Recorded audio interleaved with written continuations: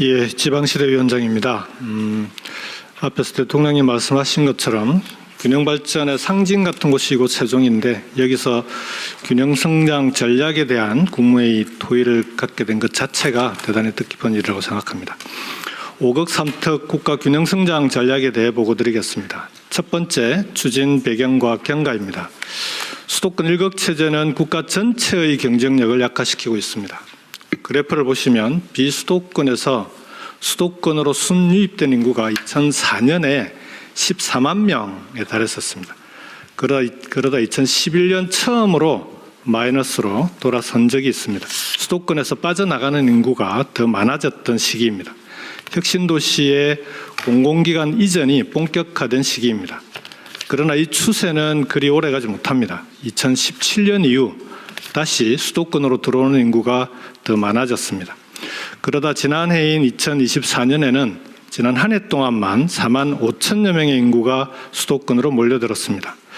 이를 연령대별로 분석해보면 작년 한 해 동안 30대 이하 청년은 6만 6천 명이 수도권으로 순유입된 반면에 40대 이상은 2만 1천 명이 오히려 비수도권으로 유출되었습니다. 순유출되었습니다. 청년들이 수도권으로 몰려오는 것은 당연히 일자리와 교육이 가장 큰 이유입니다. 문제는 사람과 자본이 몰려들고 있는 수도권조차도 과밀과 집중으로 인해 갈수록 경쟁력이 떨어지고 있다는 겁니다. 부동산 문제는 말할 것도 없고, 수도권의 교통 혼잡으로 인한 손실 비용만 해도 지난 한 해 41조 원에 달합니다. 8년 전에 비해서 10조 원 가까이 증가한 수치입니다. 수도권에 창업한 기업은 비수도권에 비해서 평균 서너 배 이상의 경상비를 부담해야 합니다.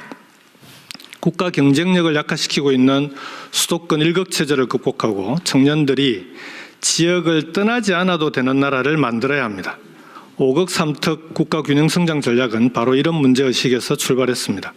비수도권 지역에도 청년들이 가고 싶은 좋은 일자리가 있고 일자리와 연계된 좋은 대학이 있어야 합니다.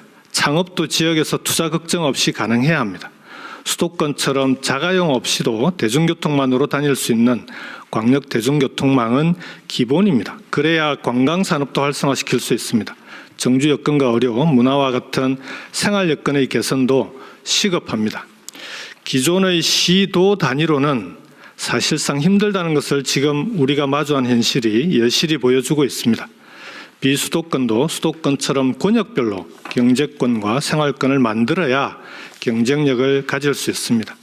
비수도권을 청년이 자신의 미래를 그릴 수 있는 지역으로 대전환하자는 제안이 바로 5억 3특 국가균형성장 전략입니다.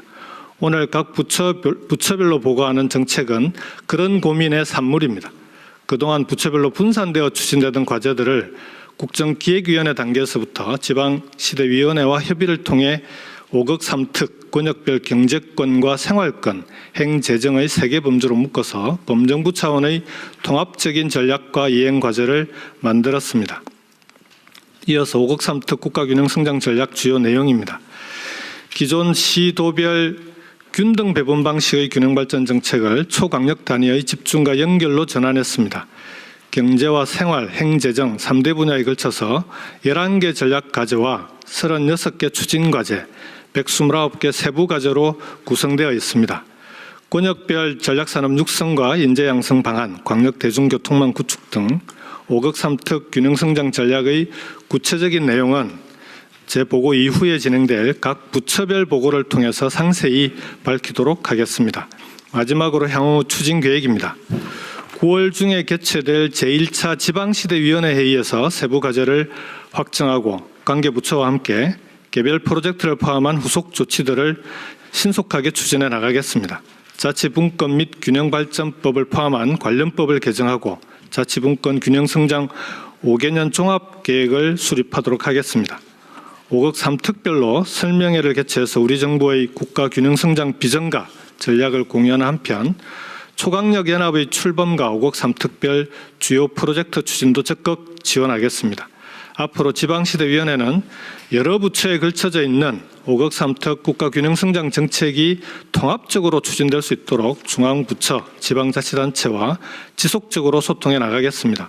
대통령님과 국무위원 여러분의 지속적인 관심과 지원을 부탁드립니다.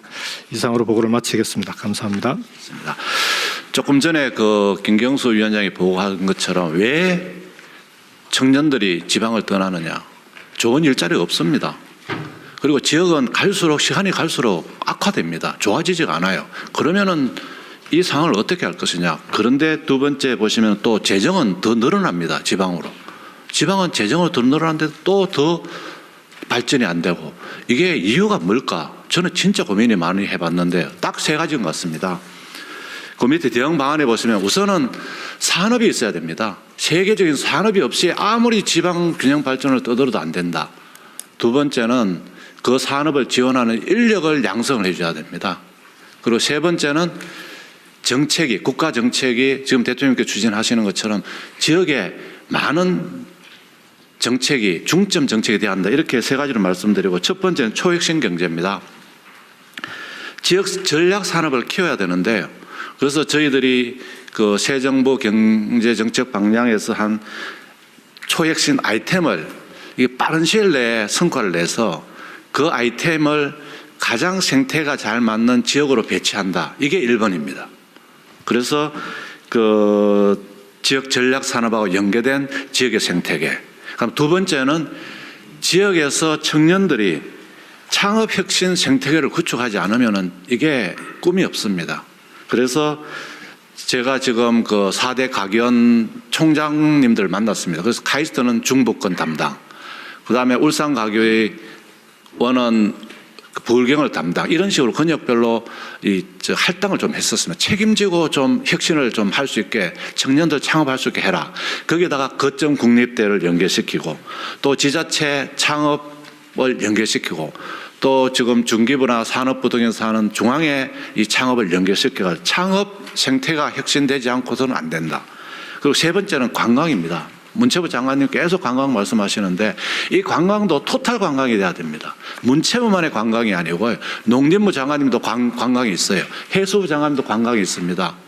다 이런 토탈 관광이니까 관광지 조성은 문화부에서 하더라도 숙박, 교통, 음식, 쇼핑, 보는 거 이게 토탈로 패키지로 해서 내년에 2군데를 진짜 시범으로 지금 해보려고 생각하고 있습니다. 이런 식의 어떤 전략이 있어야 된다. 두 번째는 인재 양성입니다. 특히 대학을 지역 전략 산업과 연계한 인력 공급하는 전초기지로 확실하게 전환을 해야 됩니다. 그래서 어떤 생각을 가지고 있냐 하면은요. 지역에 있는 거점 국립대는 국가가 하는 거니까 모든 학과가 다 있습니다. 그런데 사립대는 특성화를 해야 됩니다. 나는 뭐에 특성화하겠다. 그러다 보면은 일반과를 빼야 됩니다.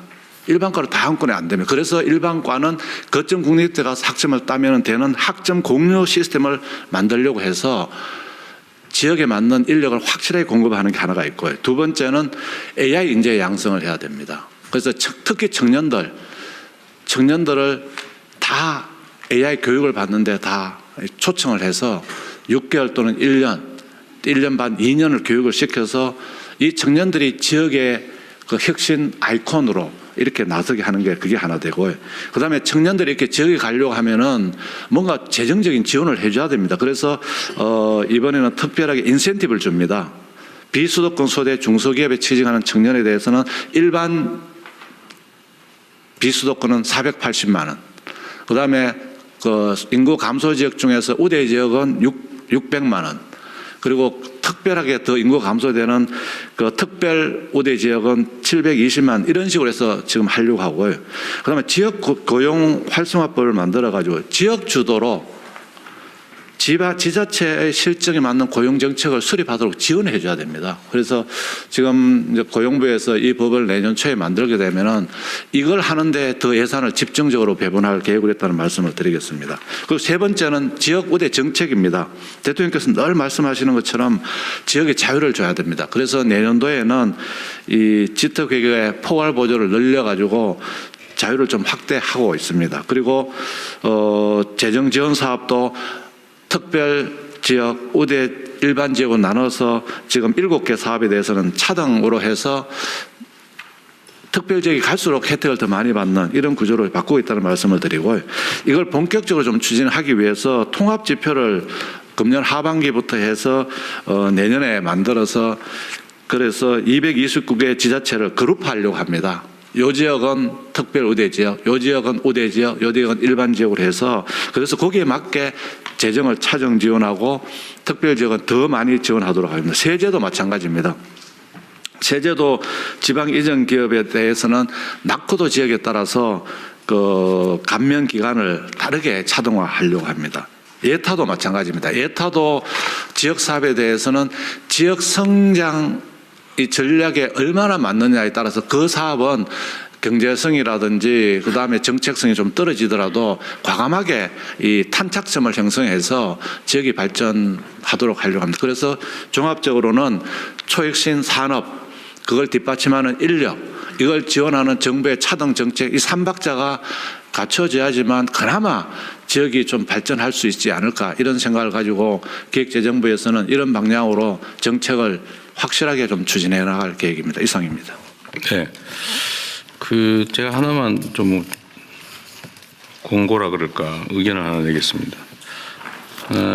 지금 이제 각계 정책마다 이렇게 어려운 정도에 따라서 예를 들면 이제 수도권보다는 지방 중에서도 인구 소멸 위험 지역을 또 인구 소멸 현실화된 지역을 이렇게 단계별로 지금 대개 한 4단계 정도 돼 있죠. 네. 수도권, 비수도권, 일반 지역, 그다음에 우대 지역, 특별 소멸 지역. 이 4단계로 돼 있는데 이 정책 집행을 하다 보면 획일적 기준으로 정해가지고 열심히 노력하는 지방 정부가 손해 보는 경우가 있거든요. 예를 들면 어떤 거냐면 인구가 줄어드는 정도에 따라서 지금 구분해 놨잖아요. 근데 예를 들면 제가 자꾸 이 예를 들어서 좀 그러긴 한데 신안이 군으로만 구성되어 있는 지방 기초정부인데 거기가 인구가 다시 늘고 있단 말이에요.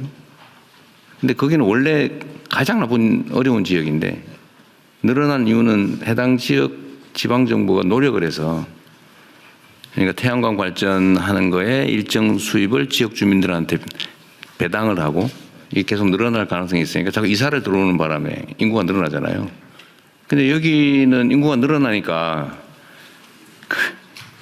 라고 분류하면 안 된다. 알겠습니다. 예를 들면 그러니까 이게 객관적 상황에 따라서 지원 규모를 정해야지 그냥 현상만 보고 그래서 열심히 노력한 데가 피해 보지 않도록 알겠습니다. 각별히 기준을 잘 만들어달라. 객관적 합리적 기준을. 대통령께서 말씀하신 사항은 일단 현상을 가지고 저희들이 차정 지원하면서 노력하는 데 대해서 더 더 줘야지. 노력해서 개선됐다고 불이익 주면 안 된다고 말이죠. 알겠습니다. 네.